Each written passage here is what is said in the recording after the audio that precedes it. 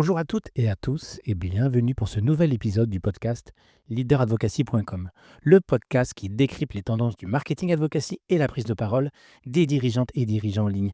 Je suis Patrice Hilaire, conférencier et créateur du site leaderadvocacy.com et j'ai le plaisir d'accueillir pour cette troisième saison le parrain historique Frédéric Cavazza. Bonjour Fred.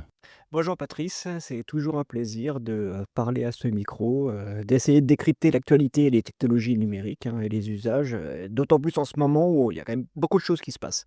Ouais, alors voilà, je me suis dit, Fred avait fait la gentillesse quand je me suis lancé dans cette aventure autour du podcast. J'ai demandé à Fred, quelqu'un que je connais quelqu'un depuis très, très longtemps, de faire, une synthèse et je me suis dit, bah, 2 ans après, pour le lancement de la troisième, je me suis dit: «Ça va être l'occasion de refaire un point», comme ça évolue, déjà très rapidement, mais en tout cas, Fred a toujours, une vision, très haute, des médias sociaux et donc ça m'intéressait de refaire un point avec toi. Donc j'ai vraiment un grand plaisir de t'accueillir pour cette troisième saison.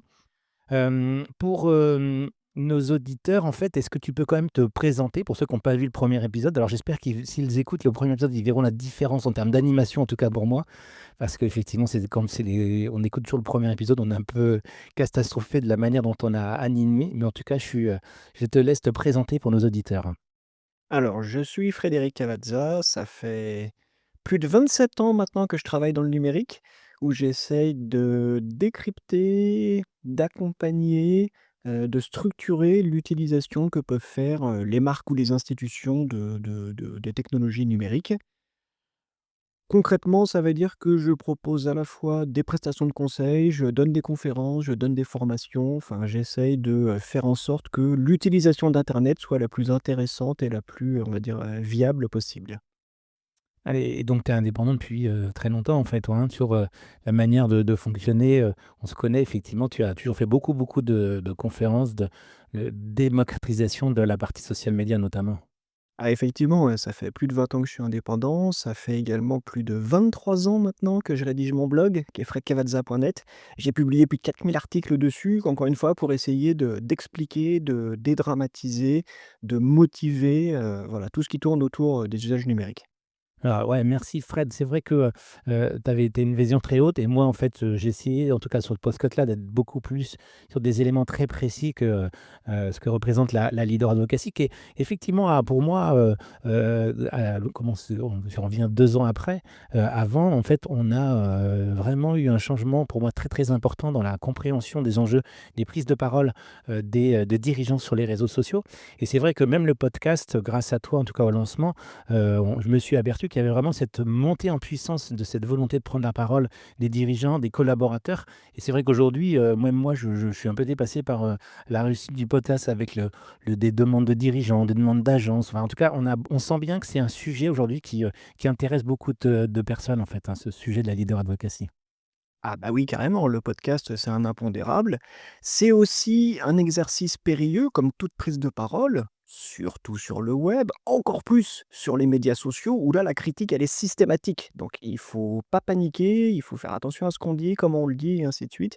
Il y a quand même un accompagnement nécessaire pour pas trébucher, encore une fois, dans cet exercice qui est périlleux. OK.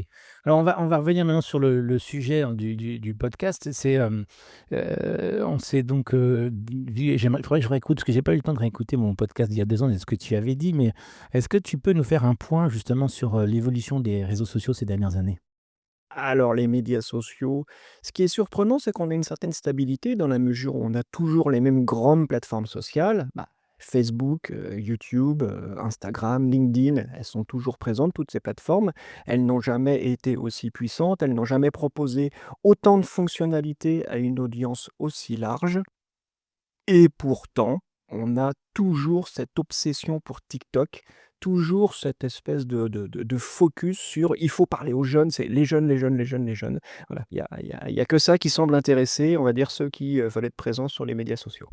Alors, on parle aussi beaucoup, je voulais avoir ton avis on a échangé avec certain nombre d'intervenants sur cette capacité aujourd'hui de finalement pas avoir une vision exhaustive de ce qu'on a sur les réseaux sociaux, qui a toujours été le cas, mais je trouve qu'il se développe. Toutes les chaînes, WhatsApp, tous ces éléments un peu, alors c'est pas dark, mais en tout cas, on va dire qui passent un peu sous le radar. Est-ce que toi aussi tu constates cette évolution ou en tout cas cette communication qui devient encore de plus en plus cachée, pour les marques ou pour les dirigeants? Ah complètement, puisque on peut partir du principe qu'on est allé au bout de l'exercice des grandes plateformes sociales, les Facebook, Instagram, YouTube et ainsi de suite. On peut toucher plusieurs milliards de personnes, donc 1 milliard de plus ou de moins, ça ne changera pas la donne. On est plus aujourd'hui dans un mouvement inverse où on va essayer au contraire de s'adresser à une audience plus restreinte. Donc voilà pourquoi le retour en force des newsletters, voilà pourquoi les fameux canaux, que ça soit WhatsApp ou Telegram privé. Donc on essaye de retrouver un petit peu de proximité, un petit peu d'intimité dans ces pratiques sociales. OK. Et alors toi, ce qui m'intéresse, c'est de voir en fait, ce que je constate, alors moi je vais plus trop alors que c'était pourtant mon canal favori, hein, Twitter X. Je constate que toi, tu continues à poster, en tout cas sur ce réseau social. Donc, tu y vois encore un intérêt, toi, en tant que, expert ou en tout cas, une volonté aujourd'hui de partager, d'utiliser ce réseau social? Ah, c'est vraiment par habitude parce que là, faut bien reconnaître que c'est quand même compliqué. On est une plateforme où avec une grosse prédominance de tous les débats politiques et les débats de société, donc ça crée une gigantesque cacophonie. Ça s'insulte, ça avance des arguments qui sont pas toujours très pertinents et ainsi de suite et on s'éloigne, de sujets traditionnellement qui étaient traités sur ces plateformes-là.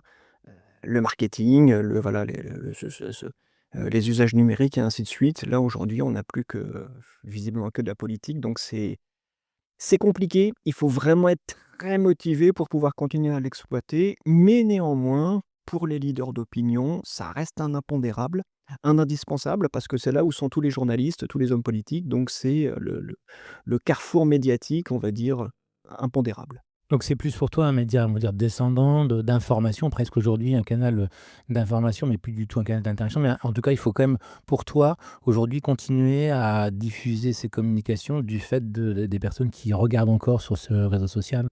Oui, oui, oui, très clairement. Pour toute personne qui a la velléité d'être une personnalité publique ou pour les institutions, c'est un canal de communication directe qui est très intéressant, qu'il ne faut surtout pas négliger. Après ça, pour les utilisateurs lambda, bah, si vous avez envie de vous bagarrer, ou vous désinsulter, ah oui, alors là, c'est ouais, ouais, allez-y, hein. Ouais. Alors, justement sur, je constate que tu produis encore, tu parlais de ton blog tout à l'heure, tu produis encore beaucoup de contenu. Aujourd'hui, comment toi tu t'organises pour justement arriver à utiliser toutes ces plateformes, à donner du contenu? Comment ça se passe toi, pour toi? Ah bah, ça fait maintenant, plus de 20 ans, encore une fois, que je publie mon blog et j'ai presque 25 ans de veille derrière moi, donc c'est des habitudes qui se sont mis comme ça spontanément, voilà, en place. On va dire que tout le matin, j'essaye de faire 2-3 publications, sur Twitter ou LinkedIn pour partager, les choses les plus intéressantes que je peux voir dans la veille. J'essaye de m'astreindre également à un rythme de publication d'un article par semaine. Ça, c'est important pour faire le tri, dans mes trouvailles, dans mes idées, dans l'actualité, essayer de formaliser ça en une prise de parole structurée et de le partager avec ma communauté. Plus récemment maintenant, je suis également sur YouTube où j'essaie de produire une vidéo par mois, qui s'appelle le décryptage de l'actualité numérique. Donc tout est question d'organisation et de planification pour arriver à tout faire rentrer en fait dans les semaines de travail. OK. Alors, dans la manière aujourd'hui d'appréhender, la prise de parole, est-ce que toi aussi tu constates, une évolution en tout cas dans les stratégies, social media des marques en se disant: «Ben, comme finalement, en tant que marque, des fois le reach il fonctionne beaucoup moins, je vais basculer sur, les collaborateurs, je vais basculer sur les dirigeants». Est-ce que tu constates aussi toi une évolution, des marques vis-à-vis de cette prise de parole, incarnée, pour les collaborateurs et les dirigeants? Oui, parce que, bah, comme je l'ai dit, moi ça fait plus d'un quart de siècle que je suis dans le numérique. Quand les médias sociaux ont émergé il y a 15 ans, c'était pas du tout la même ambiance, c'était pas du tout le même contexte. Aujourd'hui, ce que l'on peut constater, c'est la fin de l'abondance, c'est la fin de la souciance.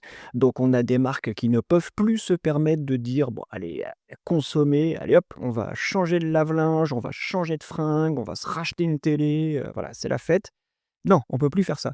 On est dans un monde contraint aujourd'hui, donc on a peut-être des prises de parole qui sont un petit peu plus responsables, un petit peu plus graves. En tout cas, ce qui est certain, c'est que face à une société qui vit des grands bouleversements, des grands changements qui sont encore à venir, il est de la responsabilité des marques et des patrons, de s'inscrire dans ces changements et d'essayer d'y contribuer en essayant d'exposer une vision, en essayant d'apporter une petite contribution à tout ça. Parce que on est un petit peu perdu en ce moment, enfin, il y a l'incertitude qui domine partout. Là, on a encore perdu le Premier ministre, enfin, j'en rajoute pas, mais dans tout ça, c'est compliqué de, se motiver à se lever tous les matins. Donc je pense que c'est le rôle des leaders d'opinion, ou des personnalités publiques, de montrer qu'on peut quand même se raccrocher à un cap.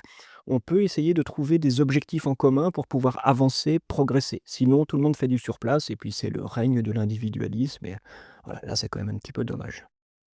Et alors, justement, tu dis qu'on enregistre cet épisode, donc début septembre et alors je suis pas un spécialiste de la REF et du MEDEF, mais en tout cas, il y a quelque chose qui m'a frappé, c'était qu'il y avait en fait une vraie volonté, au niveau de la direction du MEDEF de demander aux dirigeants, aux patrons, de s'impliquer beaucoup plus dans le débat public, de participer, en termes de communication sur la thématique économique, sociétale. Et donc aujourd'hui, ça sort un petit peu du cadre habituel où on disait toujours aux dirigeants: «Restez sur votre, la partie d'entreprise, communiquez éventuellement sur vos hobbies». Mais globalement, là, on demande aux dirigeants d'être beaucoup plus en phase, avec la société et en interaction avec la partie économique. Qu'est-ce que toi, tu penses de cette évolution? Est-ce qu'il n'y a pas un risque aussi, à ce moment-là, pour un dirigeant d'être sur un spectre trop large sur les réseaux sociaux? Ah carrément, la tentation est grande de prendre la parole sur un petit peu tout et n'importe quoi et à ce petit jeu-là, il y a que des perdants. Donc je répète ce que j'ai dit à l'instant, c'est important pour une personnalité publique et d'autant plus pour un patron d'exposer sa vision, pouvoir expliquer calmement, comment est-ce qu'il voit l'évolution de son entreprise, de son institution, qu'est-ce qui va se passer dans les 2, 3, 5, 10 prochaines années, comment y aller, on va dire, sans trop de heurts et faire en sorte que tout le monde puisse bénéficier. Donc tout ça, ce sont des explications à fournir dans le prisme d'une entreprise ou d'une institution. Donc essayer d'apporter sa contribution au débat public et pas essayer de se substituer aux politiques, voilà, qui gesticulent tout ça. Donc c'est un exercice très complexe quand même. C'est je dois bien l'avouer. Et pour toi aujourd'hui, donc on a bien compris le fond de ta pensée, mais si aujourd'hui il y a un dirigeant se pose la question en disant: «Comment je dois faire pour aller et prendre la parole?» Qu'est-ce que tu lui donnerais comme, conseil incontournable? Alors, on parlait de dirigeants ici, hein, parce que c'est la leader advocacy, mais bien évidemment quand on parle, pour du marketing advocacy, il y a aussi les collaborateurs, donc il y a souvent de choses qui se rapprochent. Mais qu'est-ce que tu donnerais comme conseil pour, débuter ou se lancer ou se développer encore sa prise de parole sur, les réseaux sociaux quand tu es dirigeant? La première chose, je pense que c'est la régularité. C'est qu'il faut choisir un format. Est-ce que je veux m'exprimer un petit peu tous les jours, un petit peu plus toutes les semaines, de façon détaillée tous les mois? Donc trouver assez rapidement un rythme qui soit compatible avec, bah, je sais pas, ses horaires, ses obligations et aussi la façon dont il souhaite s'exprimer. Donc la régularité, c'est très important. Toujours être précis dans sa prise de parole, parce que de toute façon aujourd'hui, bah, il y a les fact checkers d'un côté, il y a les vérités alternatives de l'autre. Je dis pas fake news, je dis vérité alternative. Ça veut dire que tu trouveras toujours quelqu'un pour avancer des arguments crédibles qui vont pas dans ton sens. Donc c'est important d'être précis dans ce qu'on dit, de bien choisir ses termes et de surveiller également les chiffres que l'on peut avancer pour qu'il y ait pas de zone d'ambiguïté. C'est important aussi de rester dans son personnage, de dire: «Je m'exprime en tant que patron de telle société, je m'exprime en tant que représentant de telle institution. Mes convictions personnelles ne rentrent pas en ligne de compte, mais voilà, la vision que j'expose», voilà et de pas partir dans, bah, voilà, je m'exprime sur tout et n'importe quoi parce que, bah, ça c'est l'opinion, tout le monde en a une, enfin, c'est pas la question. Une de plus, une de moins, ça changera pas la donne.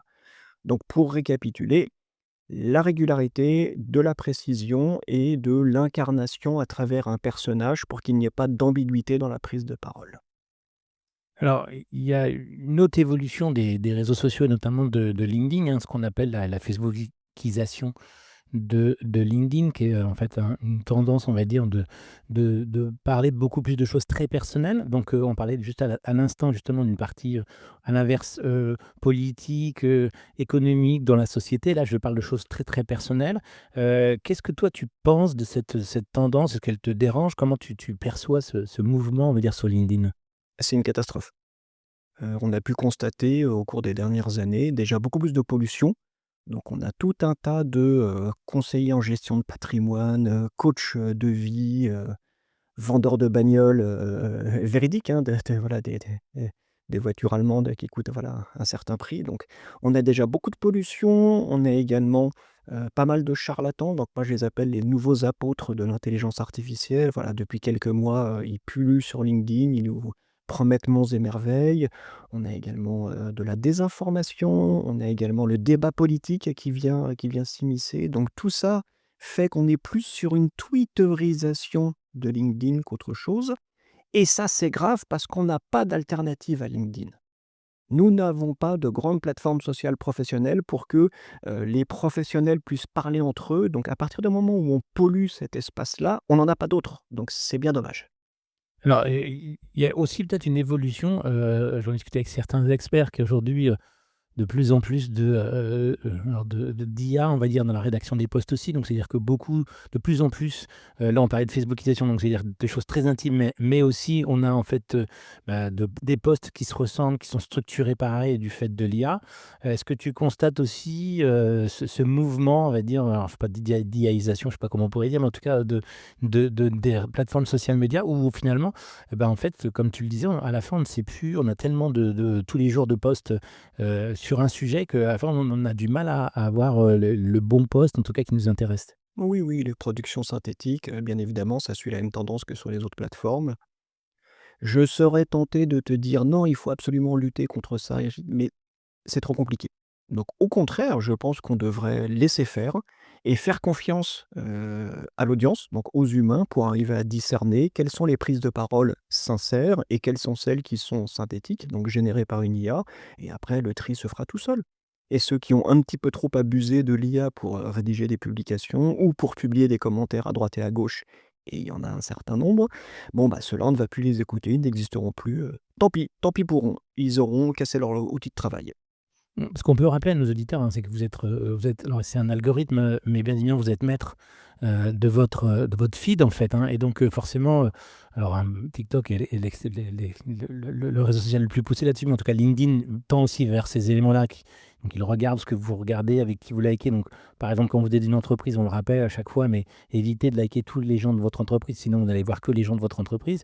Donc voilà, essayez d'être ouvert sur d'autres mondes, et à l'inverse, quand vous voyez des gens qui pour vous, ne correspondent pas à ce que vous souhaitez, n'hésitez pas soit à vous désabonner, en tout cas de masquer, leurs publications pour ne voir que, les gens qui vous intéressent. C'est toujours une bonne pratique que tu peux conseiller, Fred, j'imagine aussi?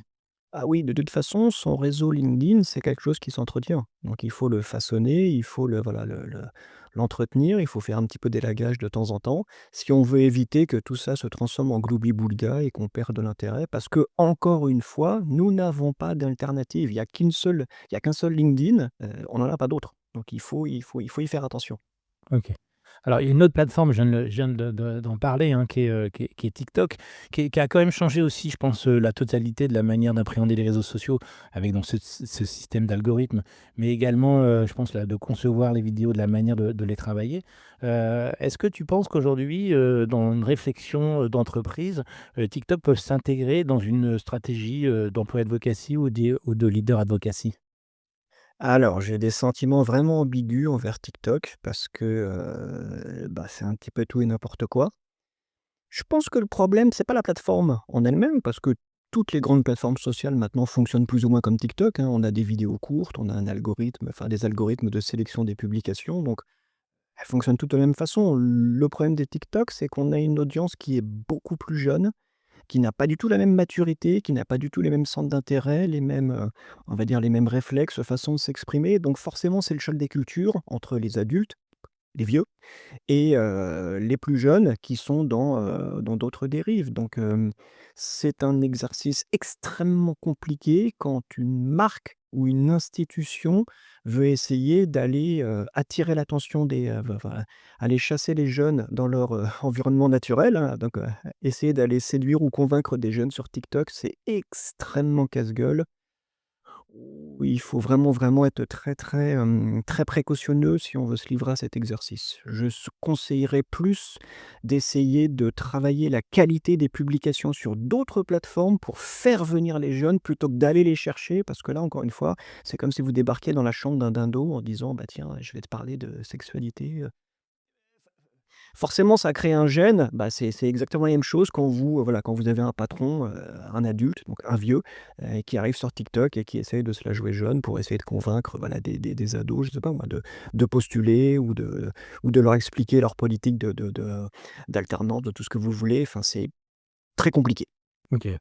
Alors, on arrive, au terme de cette émission et il est de coutume de demander, à la personne que j'interviewe, est-ce que tu aurais des noms? Alors tu disais que tu fais beaucoup de veille, hein, depuis, beaucoup, beaucoup, beaucoup d'années. Alors c'est peut-être des sites, mais est-ce qu'il y a quand même des personnes qui pour toi, en fait, que tu suis et qui sont essentielles à suivre pour, donner justement une vision, donner des informations? Comment toi est-ce que tu aurais à nous partager quelques noms?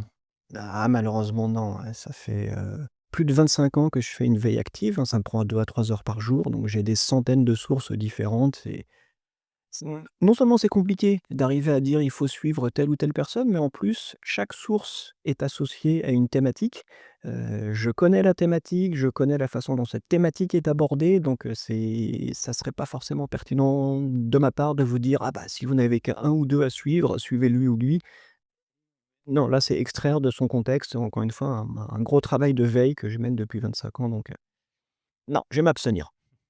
Alors pour terminer, il y a une question qui me taraude parce que comme tu as toujours une vision, des réseaux sociaux, comment toi tu vois c'est l'évolution aujourd'hui, enfin dans le futur des réseaux sociaux?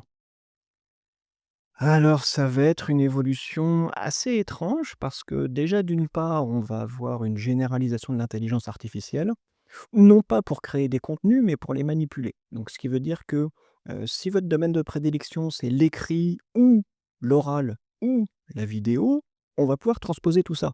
Donc, à partir d'un matériau source, donc encore une fois, ça peut être un article, un podcast ou une vidéo, on va pouvoir générer bah, un article, un podcast ou une vidéo. Donc, on va pouvoir avoir un contenu beaucoup plus malléable et l'adapter, en gros, à ce que l'audience a l'habitude ou envie de voir. Donc ça veut dire travailler des formats plus courts ou plus longs, ça veut dire traduire, ça veut dire, pas mal de choses. Donc ça va permettre de décloisonner des audiences et ça va être plutôt intéressant. Après ça, effectivement, comme je l'ai dit, je pense qu'on est arrivé au bout des grandes plateformes sociales. On est plus maintenant à la recherche d'intimité, on est plus à la recherche de plateformes pour lesquelles on a une meilleure maîtrise. Donc d'où les newsletters, d'où, les canaux, WhatsApp privés et ainsi de suite, où là effectivement on va retrouver plus de proximité, plus d'intimité et surtout beaucoup plus de maîtrise que sur les grandes plateformes sociales où on est exposé à toutes les critiques et à toutes les, désinformations. OK. Donc toi tu en parles depuis 2 fois, c'est pour toi il y a encore parce j'en ai parlé je pense, il y a à peu près 1 an avec, quand LinkedIn a relancé vraiment la newsletter intégrée, dans la plateforme LinkedIn. Pour toi, c'est encore quelque chose qui est d'actualité? Le retour de la newsletter dans le quotidien, on va dire, des professionnels? Ah mais carrément, carrément parce que la newsletter, c'est jusqu'à preuve du contraire avec, les pages web, la seule technologie numérique décentralisée, ouverte. Donc l'email, personne ne se l'est approprié encore. D'accord? C'est une technologie qui n'est pas appropriée. C'est une technologie low cost parce qu'aujourd'hui, on essaye de recréer des réseaux décentralisés avec la blockchain, avec le Web3, mais tout ça est quand même très laborieux. Si ce que vous voulez, c'est avoir une communication maîtrisée dont vous êtes le propriétaire, où, vous avez l'entier contrôle sur ce que vous dites, beh, c'est la newsletter et ça tombe bien, ça fait 30 ans que ça existe et ça fonctionne très, très bien. Mmh. En tout cas, voilà, donc pour nos éditeurs, en tout cas, un des conseils en plus, d'aujourd'hui, effectivement, de Fred, c'est de regarder. C'est vrai qu'il y a eu beaucoup de gens qui se sont lancés sur la newsletter LinkedIn, alors qui est intégrée sur la plateforme, donc ça reste toujours peut-être une problématique dans la gestion, mais en tout cas, on sait que les gens qui utilisent sur LinkedIn ont des taux d'ouverture assez conséquents. Et donc c'est des choses qui peut-être que, pour cette rentrée, puisqu'on est en septembre, peut-être que vous pouvez regarder aussi pour votre marque, ou pour vous-même, de travailler sur ce sujet. Merci mille fois Fred, de 2 ans après d'avoir fait ce nouvel épisode. Mais merci pour m'avoir invité. Merci À nouveau. ouais, écoute, merci de ces échanges et de ta participation au podcast Leader Advocacy. N'hésitez pas donc, chers auditeurs, comme vous êtes de plus en plus nombreux, n'hésitez pas à partager à un ou une amie, ce épisode. Alors ça klaxonne, donc je ne sais pas si on l'entendra, mais c'est pas grave, ça fait partie du on est dans un appartement, donc il y a de la vie, on est à Paris, donc c'est pas grave, mais je pense qu'on l'entendra pas dans le podcast. Mais en tout cas, n'hésitez pas à partager, cet épisode, à un ou une amie. N'hésitez pas à mettre aussi une note, hein, sur, les plateformes de streaming. Je te remercie encore, merci, 1000 fois Fred. Et puis pour nos auditeurs, on se retrouve dans 15 jours pour encore une belle découverte autour de la leader advocacy.